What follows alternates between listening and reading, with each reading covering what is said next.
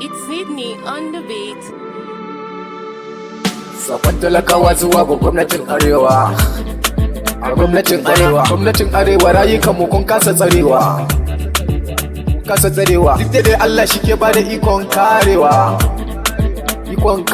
Gwamnatin Arewa me yake ta faruwa?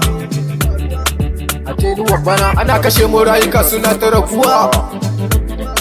A shekara 8 tsadar abinci yayyawa yana ta karuwa. Tenuwa bana gwamnatin Arewa ba ki son ki dinga nuna damuwa. A mulkin bana talakawa kullum suna cikin kunci na rayuwa. A shekarar bana kullum sai wuya babu ranar daina damuwa. Ku dakata akwai bayani ba za mu je mu zauna a haka ba. Gadon ba za mu je mu ki nuna korafinmu ba. Talakawa sun buƙaci in faɗa domin ba za su iya rayuwa a haka ba. A mulkin bana haba gwamnatin ƙasa a tausaya. A tenuwa bana me yasa taimakon ba zai faru ta kanmu ba. A mulkin bana kullum sai wuya muna cikin bala'i. A tenuwa bana kana jina ana kisa ta can ana fasadi. A tenuwa bana amma gwamnati kina gani kina ta kau da kai. Gwamnati ta duba ko matsa baki yi balle ki buta kai. A mulkin bana kina gani ana ta yanka mu kamar tumakai.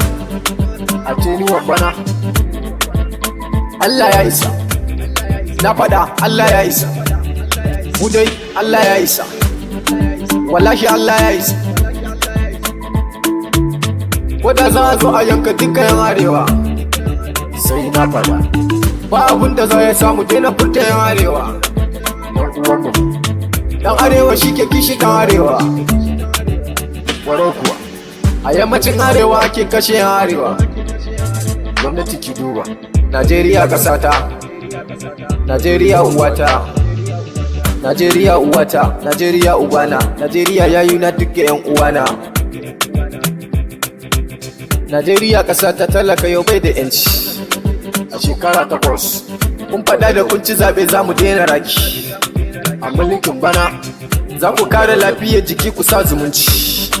A mulkin bana zuciyoyin talakawa ke ta ɗaci. A shekara 8 wani an kashe uwa uba maraici. Don Allah ku duba an kwace dukiya an bar mu da talauci. A shekara 8 wallahi Allah ya isa, Allah ya isa. Sai na fada dole ne yau sai na fada Allah ya isa, Allah ya isa.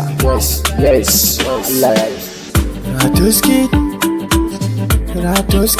On the beat. Ratoski